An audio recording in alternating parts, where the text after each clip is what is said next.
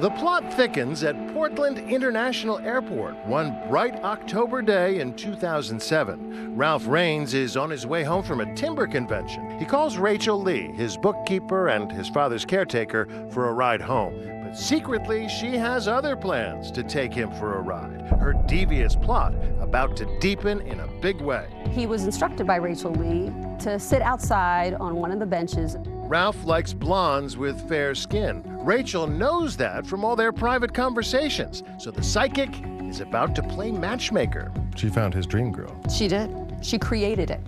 An attractive stranger sidles up to the bench, a blonde with a British accent who introduces herself as Mary Marks. She approached him and asked him if his name was Ralph. He said yes and was somewhat surprised by that. And from there, they engaged in a conversation. On that airport bench, she tells Ralph she has psychic powers too. She offers to give him a reading. Armed with a few details secretly provided by Rachel, the reading is spot on. Ralph Raines Jr. is hooked. Mary Marks tells Ralph the occult is just her hobby. She's a bookkeeper by trade. She explained to him that she was actually a British citizen that was here in this country, and that she could potentially help him with the finances for his business. Sure enough, she's soon up at the tree farm, helping Rachel out with the books. Old Ralph thinks the two women, who he thinks have never met before, will act as a checks and balances system, one keeping an eye on the other. Instead, Ralph's now got two financial femme fatales on the books. They were taking over management and the bookkeeping. You give up everything and you let somebody else control you? Why the British accent? Mary Marks tells Ralph she needs a green card, and eventually he agrees to marry her, all thanks to Rachel's matchmaking. Rachel Lee had all the information she needed to craft the exact fake lifestyle that this victim desired more than anything else. And that included a fake wife and eventually a fake child. The couple doesn't actually live together, the excuse being that Mary Marks needs to spend most of her time in California because of her full-time job. Did they have a romantic relationship? We have no reason to believe that they did have a romantic relationship. They never consummate the marriage, but that doesn't stop Mary Marks from convincing Ralph to father a child with her through artificial insemination. She convinces Ralph she's pregnant with his son. She goes back to California to give birth and returns months later, presenting him with a real baby. Ralph is led to believe that's his son, the baby growing up to believe he's daddy. Dada. He misses you, and he wants you to know it, and he wants to talk to you. Talk to Mom. What does that video say to you? That video says to me that he truly believed that this was his son and that he loved and missed his wife. And here's the kicker. The little boy, supposedly the son of this Oregon tree farmer, is named Giorgio Armani. Crazy. Mm-hmm. Well, it's a very Rodeo Drive name, I suppose. It tells you about what they had on their mind, what was important to them. Giorgio and I sure miss you. Yeah. Ralph revels in his newfound romance and the joys of family life. Happy birthday to you. Give it one more time, Ralph. These images tell a poignant story. A happy, growing family posing for holiday pictures, smiling on trips to the pumpkin patch, sharing tender moments between father and beloved son.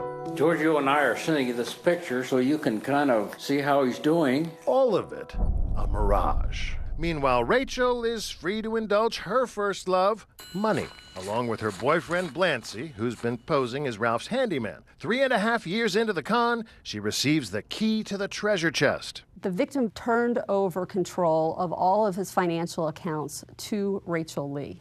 Power of attorney papers are drawn up, giving Rachel the power to manage every aspect of Ralph Jr.'s life and finances. Once they get the power of attorney, that then enables them to move into the financial picture and start to liquidate all the assets and fleece the victim out of their life savings.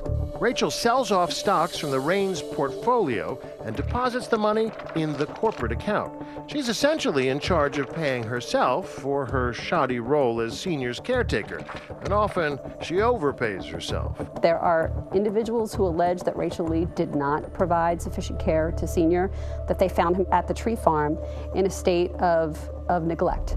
on multiple occasions. And my son went over to visit him one day, and they wouldn't let him in the house. They didn't want anybody to have contact with either of the Rainses. One of the hallmarks of a sweetheart swindle is to isolate the victim from all friends and family and business associates, and in this case, that's what they did.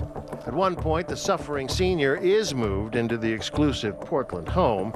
There, he suffers one final indignity. The father is sleeping in the hallway. He was never provided his own bedroom.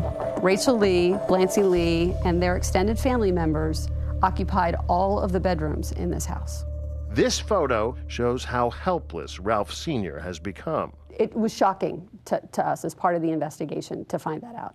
Meanwhile, Rachel is diverting funds by sending big checks to her family members, to Blancy Lee, and to her financial tag team partner, Mary Marks. Once she got her, hands on those checks, they were home free.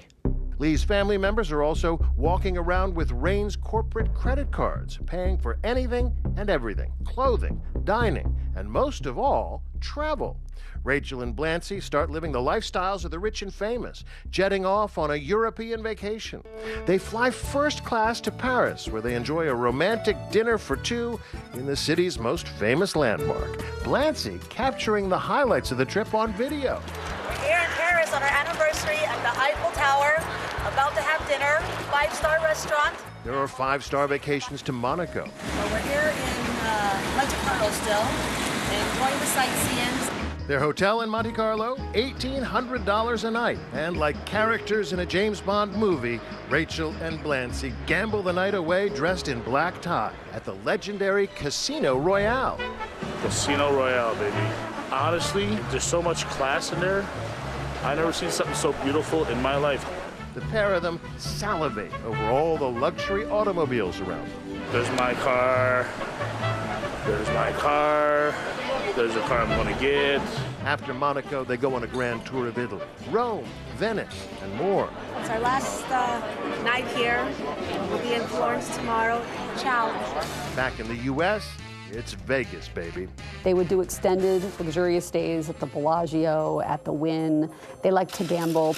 At the Bellagio, Rachel buys Blancy a $64,000 Rolex, one of 6 Rolexes purchased with Ralph's money. Ralph paid for it all and never got so much as a postcard. More than $100,000 in plane tickets alone. Rachel and her family jet-setting on Ralph's dime. And Rachel is even more dangerous on the ground. Ralph's credit card always at hand. $1,000 shoes and $2,000 suits. They lived to excess in every way. More than $300,000 of Ralph's money just at Nordstrom's. A money trail a mile long. And the beauty of the scam is that none of it traces back to them.